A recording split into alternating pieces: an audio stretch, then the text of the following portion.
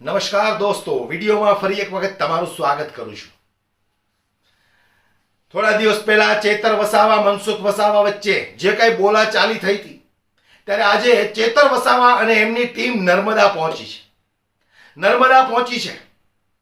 ભારતીય જનતા પાર્ટીના તાનાશાહી સામે નર્મદા જિલ્લામાં જઈ અને ચેતર વસાવા અને એમના સાથી મિત્રો આવેદનપત્ર આપવા પહોંચ્યા છે।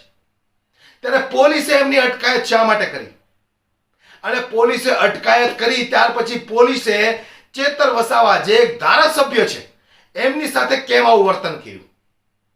શું ભારતીય જનતા પાર્ટીના ઈશારે આ પોલીસવાળા કામ કરી રહ્યા છે કે એક ધારાસભ્યની અટકાયત થાય છે? નથી એ કોઈ હુલ્લડો કરવા માટે આવ્યા, નથી કોઈ નુકસાન કરવા માટે આવ્યા, ફક્ત ને ફક્ત આવેદન પત્ર આપવા માટે આવ્યા છે અને છતાં પોલીસવાળા એમની અટકાયત કરે છે। ત્યારે એવી ફરજ કેમ પડી ચેતર વસાવાને કે ભારતીય જનતા પાર્ટી વિરુદ્ધના નારાઓ લગાવવા પડ્યા? આવો આપણે સમગ્ર મામલો શું છે એ વિસ્તારથી જોઈએ દોસ્તો।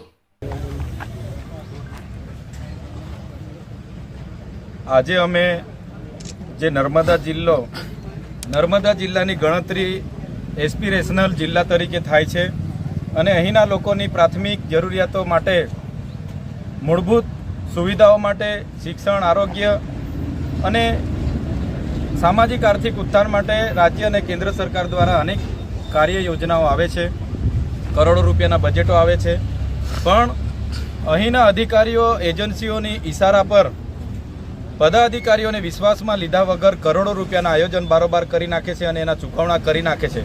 એના વિરોધમાં અમે કલેક્ટર શ્રી નર્મદાને આવેદનપત્ર આપવા માટે જઈ રહ્યા હતા। અમારી સાથે સરપંચશ્રીઓ, તાલુકા જિલ્લા પંચાયતના સદસ્ય અને અનેક પદાધિકારીઓ હતા, છતાંય અમે સવારથી નીકળેલા છે, અમને જવા દેવામાં આવતા નથી। એક આવેદનપત્ર આપવાથી સરકાર આટલી બધી ડરે છે એ અમને સમજાતું નથી।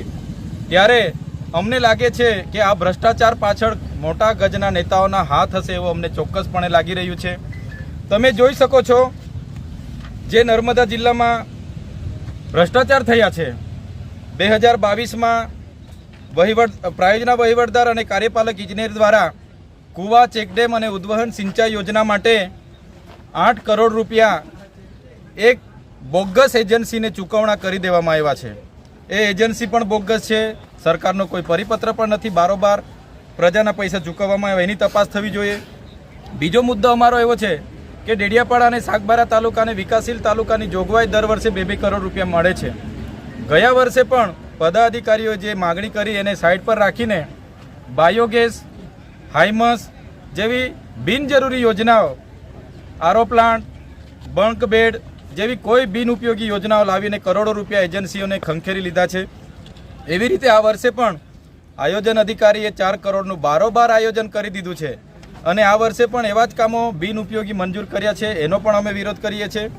સાથે વન વિભાગ દ્વારા છેલ્લા 5 વર્ષમાં એક પણ નિવિદા પાડ્યા વગર એમના લાગતા વળગતા કોન્ટ્રાક્ટરોને કરોડો રૂપિયાના બિલો, વાઉચરો ચૂકવી દેવામાં આવે છે, એનો પણ અમે વિરોધ કરીએ છીએ। સાથે મનરેગામાં જે એજન્સી ફિટ કરેલી છે એ એજન્સીએ આ વિસ્તારમાં ડેડિયાપાડા તાલુકામાં પોતાનું ગોડાઉન નથી રાખ્યું કે ડેડિયાપાડા વિસ્તારમાં કોઈ મટીરિયલ નથી રાખ્યું, રોયલ્ટીવાળા બિલો પણ નથી રજૂ કર્યા, છતાં પંચાયતો પર મોટી ટકાવારી લીધી છે, એનો પણ અમે વિરોધ કરીએ છીએ। અને આવતા સમયમાં જે આદિ આદર્શ ગ્રામમાં છે 18 કરોડનું જે રોડ રસ્તાના કામો અમે બધાએ લડ્યા ત્યારે સરપંચોને 18 કરોડના કામો આપ્યા અને બીજા 50 કરોડનું બારોબાર આયોજન કરી લીધું છે, એનો અમે વિરોધ કરીએ છીએ। અને તમામ કામગીરી, તમામ યોજનાઓ જ્યારે પણ આવે, જેનું બજેટ આવે તો ગામ પંચાયત પર ગામ સભામાં એનો ઠરાવ લેવામાં આવે, ગામ પંચાયતને જ કામ કરવાની અધિકાર આપવામાં આવે એવી અમારી માગણી છે।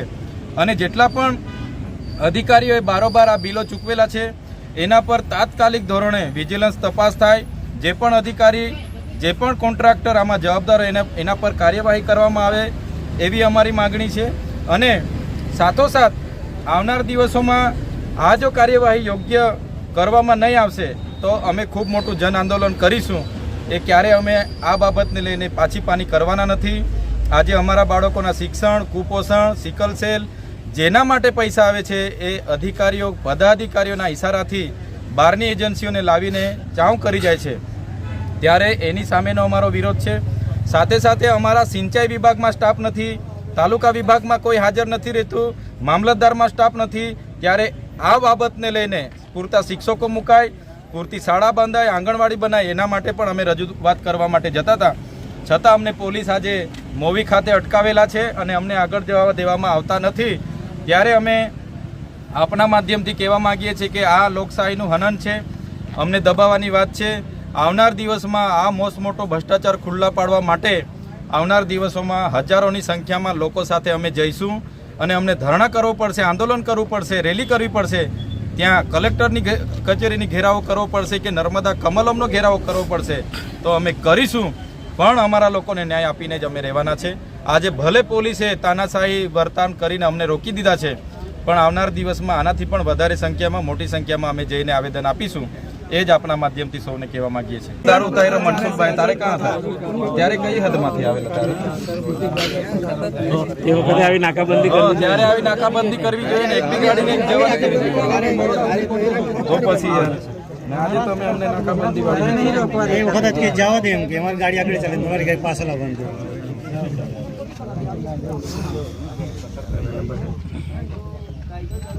તમે તમારા ઉપરી અધિકારી સાથે વાત કરી લો. મને એવું લાગે છે કે તમારે છે ને તમારા કોઈ ઉપરી અધિકારીની સૂચનાથી તમે ગૂંચવાયા કરો છો, એટલે વાત કરી લો. જે હોય તો ક્લિયર કરો. તો અમે બી છે ને અહીંયા થાંગું ઠોકી દઈએ, બીજું કંઈ નહીં. અમે શું કરવા ઉભા થાકી રહીએ? બરાબર ને? મંગાવી લઈએ ને અહીંયાથી હિન્દુ બીતું બધું લાકડા બાકડા તો પછી હા એવા પંડ્યા છે, ઉભરે સાહેબ વાત કરી લો. સાહેબ ને ધમકાઈ લેતા 5 ગાડી જવા દઉં છું.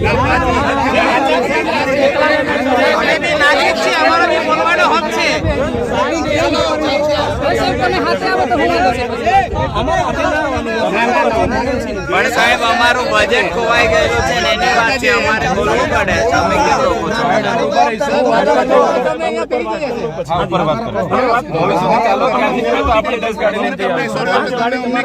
બીજી ગાડી ના ના તમે જવા દે, તમે તો હું અહીંથી ગાડી તમે વાત કરી લો. 5 ગાડી તમારા ઉપરી અધિકારી અમે તો આવેદન આપવા રાજી છીએ.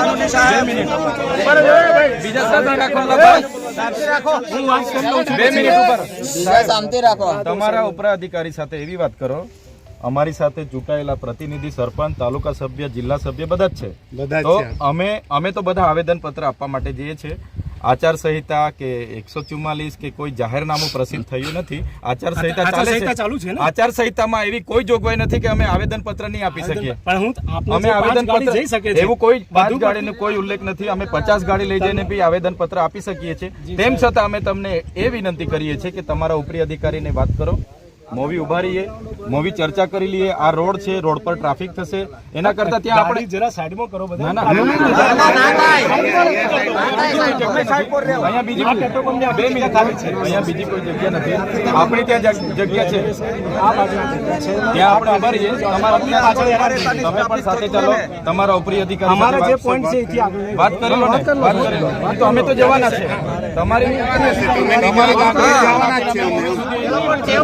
વારે ઘડે પછી અમે તો જવાના છે. અરે વાત કરી લો તમે. હવે કઈ ગુનો કર્યો છે? ઓપ્શન મૂકીએ નહીં તો અમે તો જવાના છે. બધા જ જવાનું. વાત કરો. મોવી આપણે સાઈડ પર ઉભા રહીને ચર્ચા કરી લઈએ. અમારે રજૂઆત બી નહીં કરવાની સાહેબ, બજેટ ની વાત છે.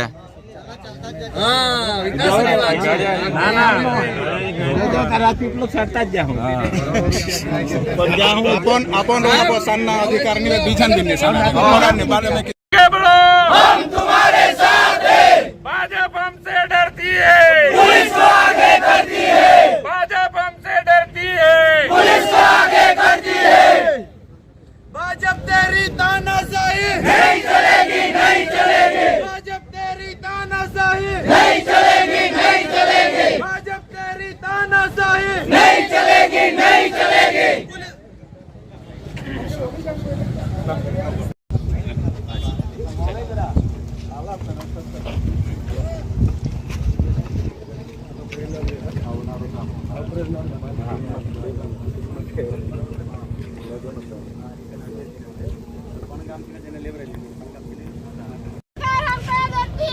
पुलिस को आगे करती है, पुलिस